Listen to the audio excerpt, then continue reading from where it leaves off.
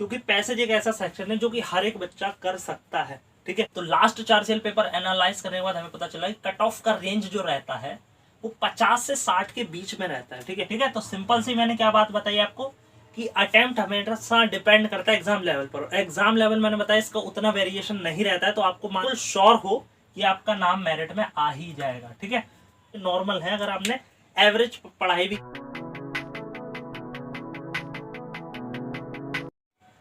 Due BEd entrance exam 2022। तो दोस्तों जिस चीज का मैं बेसब्री से इंतजार था वो घड़ी आ गई। आपको पता है कि ड्यू बीएड एंट्रेंस एग्जाम 2022 के एडमिट कार्ड कल यानी 16 अक्टूबर के एनटीए के द्वारा आपके रिलीज कर दिए गए हैं। ठीक है, तो अब लास्ट टाइम आपके पास 1-2 दिन बचे हैं और आपको पता है कि आपका एग्जाम जो है वो 19 तारीख को थर्ड शिफ्ट में शाम को 5 से 7 बजे के बीच है। ठीक है, तो उम्मीद है कि आप सबने अपना एडमिट कार्ड देख लिया होगा। अगर नहीं देखा है तो आपको मैं बता दूं कि आपको पर्सनली मैसेज या मेल आया होगा। ठीक है, वहाँ पे जाके आप चेकआउट करें ड्यूटी करके, उस पर एक लिंक दी होगी एनटीए की तरफ से। अगर वो लिंक आपके पास नहीं है तो डिस्क्रिप्शन में मैंने लिंक दी, उस पर क्लिक जैसे ही आप करोगे तो वहाँ पे आपका जो रजिस्ट्रेशन नंबर है, ठीक है, जो आपने देखा होगा उसमें, उस रजिस्ट्रेशन नंबर को डालना है और अपनी डेट ऑफ बर्थ डालनी है। एंटर करके आपका एडमिट कार्ड आ जाएगा जो आपको प्रिंट करवा के रख लेना है। ठीक है, तो ये मैंने बता दिया एक थोड़ा एडमिट कार्ड को डाउनलोड करने का प्रोसेस। ठीक है, अब अपने मेन टॉपिक पे आते हैं कि आज हम किस चीज पर बात करने वाले हैं। ठीक है, तो आज दोस्तों हम फाइनली बात करने वाले हैं कि अब हमारा एडमिट कार्ड आ गया है।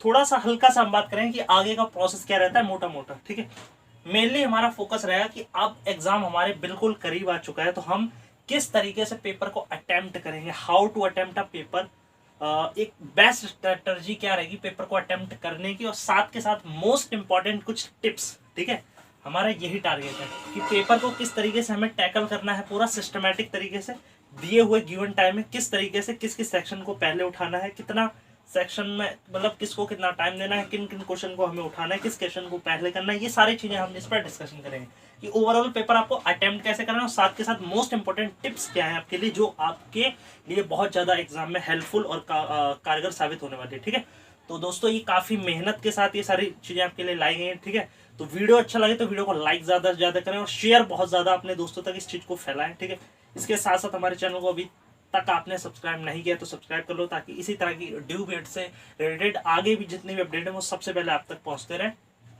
तो आइए बिना किसी देरी के अपने टॉपिक की तरफ बढ़ते हैं।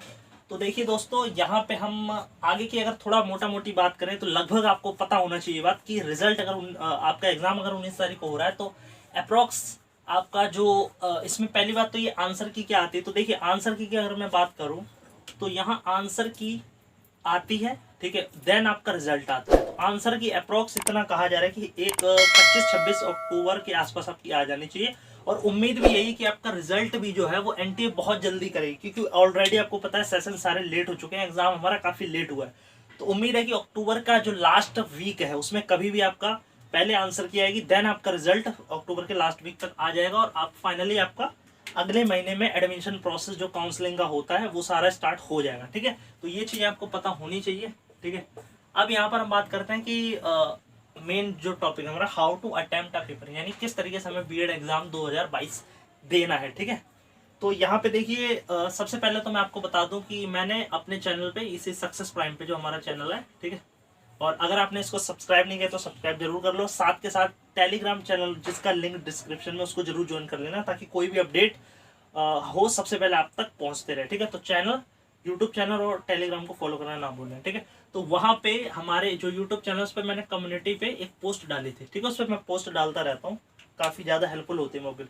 उसमें मैंने एक क्वेश्चन पूछा था आपसे, शायद आपको याद होगा, अगर आपने उसमें पोल में भाग लिया होगा। ठीक है, अगर नहीं लिया तो कम्युनिटी में जाकर उस पर जरूर पोल में अपना वोट डालें।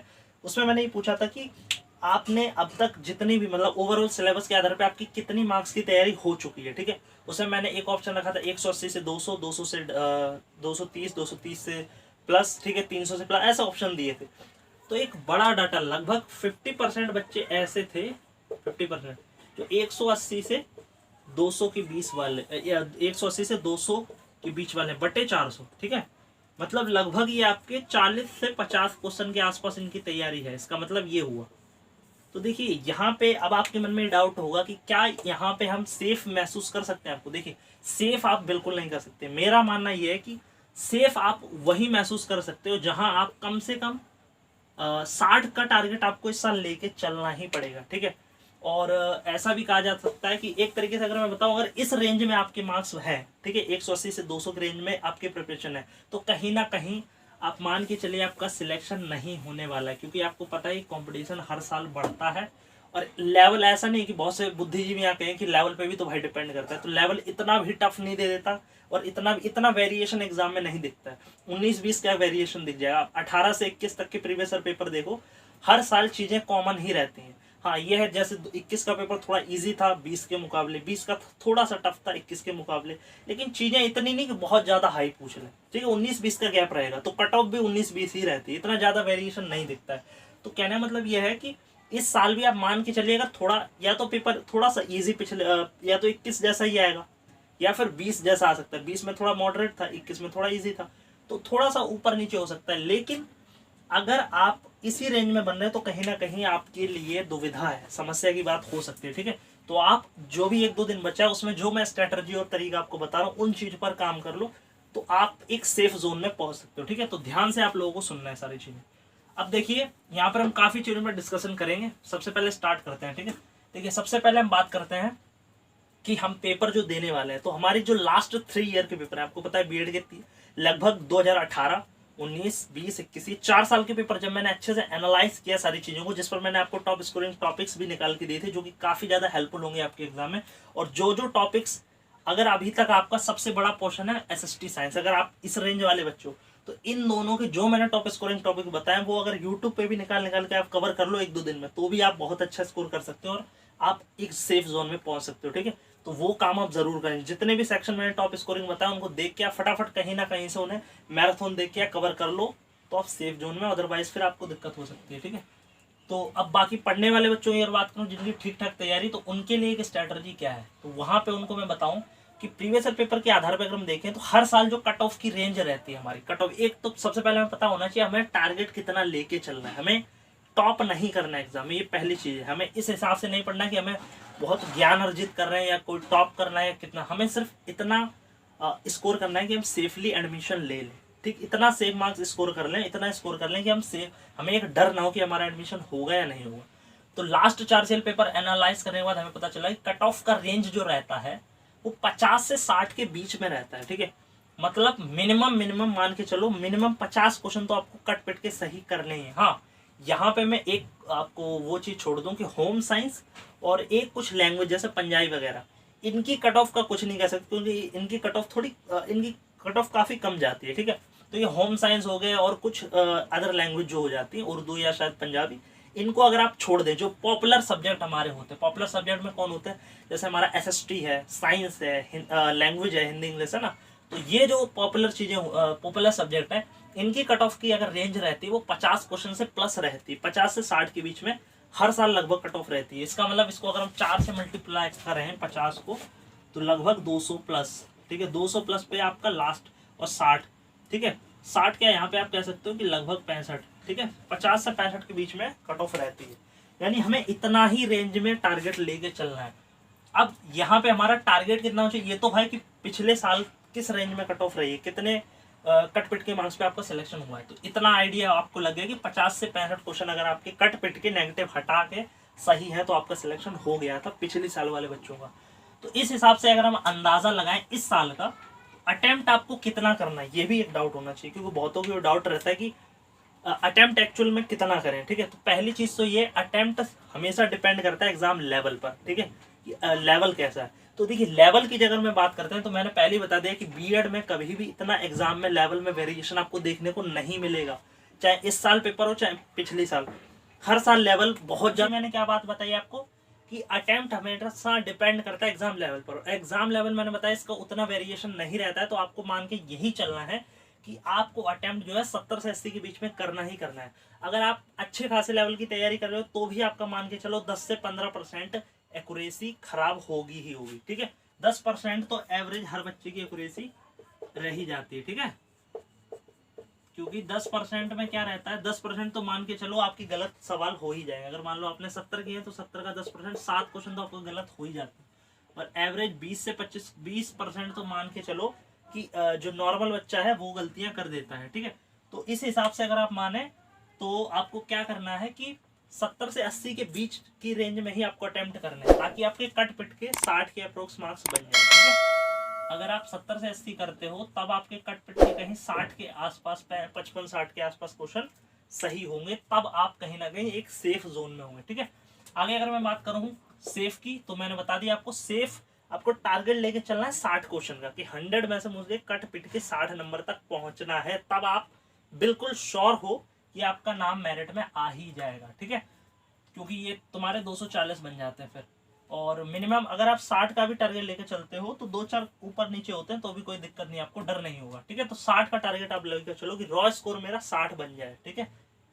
फिर यहाँ पे अगर मैं टाइम, आपको पता है 2 घंटे का टाइम दिया जाता है, तो टाइम की भी बात करेंगे। नेगेटिव मार्किंग आपको पता है 1/4 की होती है, ठीक है। तो इसमें अब हम देखते हैं यहाँ पर थोड़ा कि किस तरीके से हमें इन चीज़ों को हैंडल करना है। तो देखिए, सबसे पहले मैं आपको बताऊं कि आपको क्या करना है पेपर में। या हालांकि आपको पता होगा कि टाइम इसमें 2 घंटे काफ़ी हमारे पास है, लेकिन टाइम मैनेजमेंट भी कोई भी एग्जाम हो बहुत ज़रूरी होता है। अगर आप सही से एक सिस्टमेटिक, क्योंकि बहुत से ऐसे स्टूडेंट्स होते हैं जो अभी हाल फिलहाल में उन्होंने कभी कोई ऑनलाइन एग्जाम नहीं दिया, तो भी उनको टाइम मैनेजमेंट, हालांकि टाइम की अगर मैं बात करूँ तो 120 मिनट जो है 2 घंटे वो काफ़ी होते हैं इस पेपर के हिसाब से, क्योंकि इसमें कुछ ज़्यादा कैलकुलेटिव चीज़ें नहीं है, ठीक है। मैथ के 2-4 क्वेश्चन आते हैं, 10-12 रीजनिंग के क्वेश्चन है, बाकी सब तो पढ़ना है, सीधा पढ़ा आता है तो ठीक है, नहीं आता तो छोड़ो, तो उतनी सारी नहीं है। लेकिन फिर भी एक टाइम मैनेज, आप कोई भी एग्जाम दो तो करना जरूरी है, नहीं तो कितना भी आपको टाइम दे दो वो कम ही पड़ जाता है, ठीक है। तो एक बेसिक टाइम मैनेजमेंट भी मैंने बताया है, और नेगेटिव मार्किंग का भी थोड़ा सा मैंने यहाँ पे बताया। नेगेटिव मार्किंग की बात अभी करेंगे, ठीक है, इसको अभी स्किप करते हैं, ठीक है, इसी के लास्ट में। तो देखिए, सबसे पहले अगर मैं बात करूँ कि किन सेक्शन को आपको सबसे पहले करना है, ठीक है, और उनमें कितना आपको टाइम देना और कितना स्कोर मिनिमम लेके चलना चाहिए। अगर मैं बात करूं, सबसे पहले आपको क्या करना है एग्जाम के अंदर, सबसे पहले आपको सॉल्व करना है पैसेज, ठीक है। क्योंकि पैसेज एक ऐसा सेक्शन है जो कि हर एक बच्चा कर सकता है, ठीक है। चाहे इसके लिए कोई खास तैयारी की जरूरत नहीं है, और इसमें हर कोई बच्चा एवरेज अच्छा अटेम्प्ट कर लेता है, ठीक है। तो आपको सबसे पहले पैसेज में पूरे मार्क्स अपने पक्के करने हैं। हिंदी और इंग्लिश के 2 पैसेज जो 20 नंबर के आते हैं, ठीक है, 20 नंबर का इनका वेटेज रहता है, तो इसमें आपको कोशिश करनी है कि मिनिमम 18 का टारगेट आपको लेके चलना है 20 में से। अभी देखो, ये मैंने टारगेट बताया, ये नहीं बोला कि आपको 18 ही लाने, कम से कम टारगेट आपको 18 का लेके चलना। अगर 15 तक भी आ जाते हैं, मान को 15, 16, 17 तो भी ठीक है, लेकिन 15 से कम में कहीं ना कहीं दिक्कत हो जाएगी। तो आपको टारगेट 18 का लेना है, क्योंकि ये स्कोरिंग पार्ट होता है, और 1-2 क्वेश्चन जो होते हैं इंग्लिश के वोकैब की दिक्कत कर सकते हैं, बाकी 18 क्वेश्चन आप नॉर्मली कर सकते हो अच्छे से। आप अगर पैसेज सॉल्व करने की थोड़ी बहुत प्रैक्टिस कर लो। फिर रीजनिंग के और टाइमिंग की अगर मैं बात करूं तो आपको मैक्सिमम जो, ठीक है, ये तो टारगेट मैंने बता दिया। टाइमिंग की अगर बात करूं 2 घंटों में से मैक्सिमम आपको पैसेज पे 20 मिनट देने, मैक्सिमम 20 मिनट, ठीक है। हिंदी और इंग्लिश दोनों के पैसेज 20 से 25 मिनट में मैक्सिमम आपको निपटा देना है, ज़्यादा इस पर टाइम वेस्ट नहीं करना है, ठीक है, 20 से 25 मिनट में।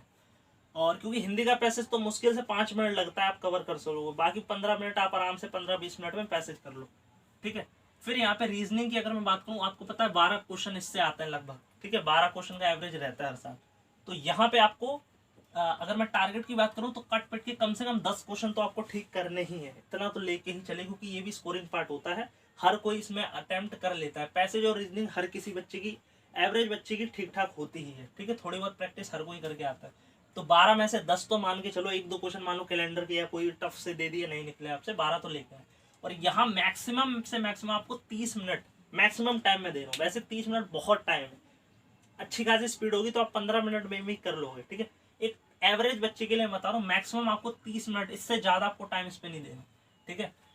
तो इतना मैं, ये जो चीज़ें मैंने टाइम बताई, ये मैक्सिमम टाइम बताया है, ठीक है।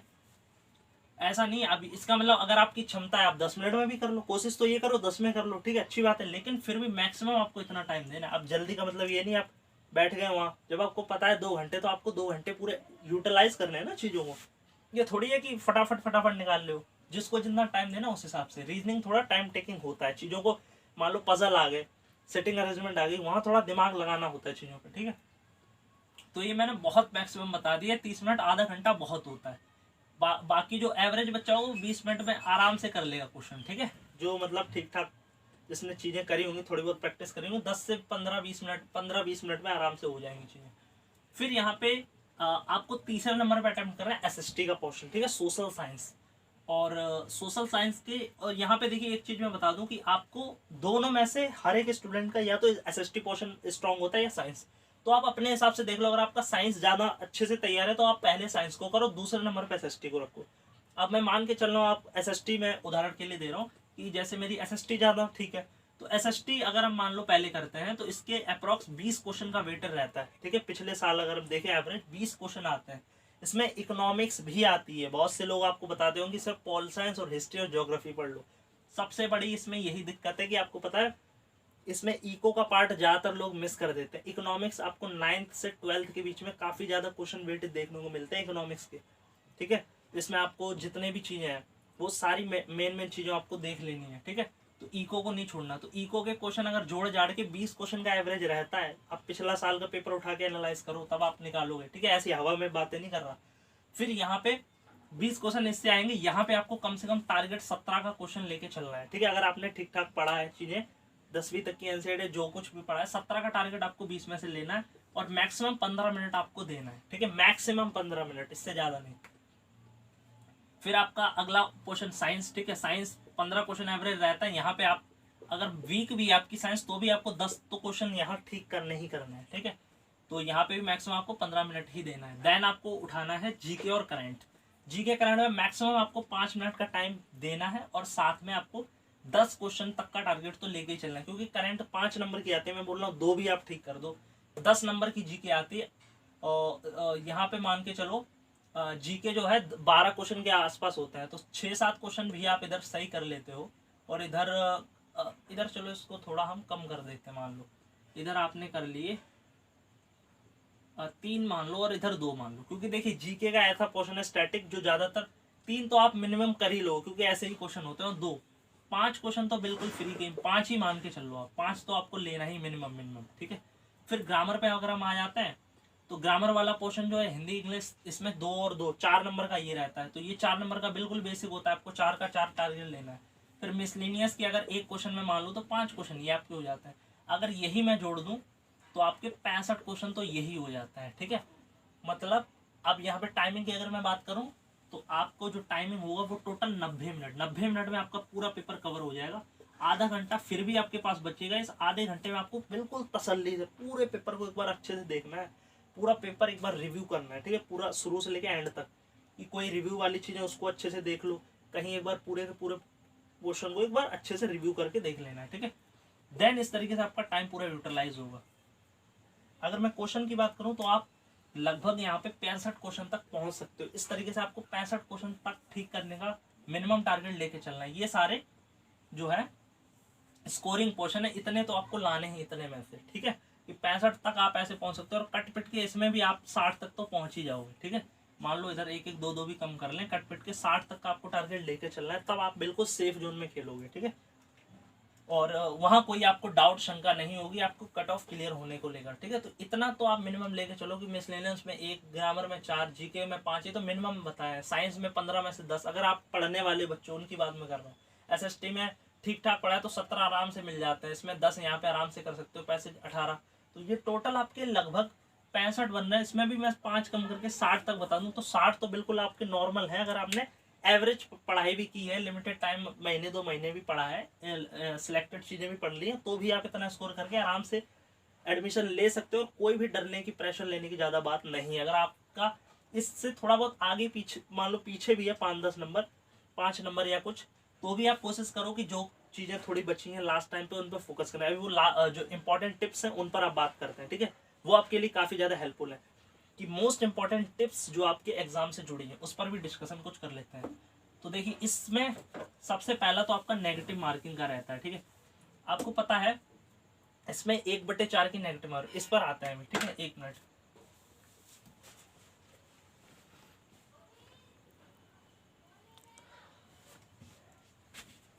तो दोस्तों अगर इस तरीके से आप पूरे पेपर को अटेम्प्ट करते हो 120 मिनट को इस तरीके से यूटिलाइज करके इतना टारगेट लेके, तो यकीन मानिए ये बहुत बढ़िया आपका एक पैटर्न रहेगा पेपर को सॉल्व करने का। ठीक है, उम्मीद है ये आपको पसंद आएगा। अब यहाँ पर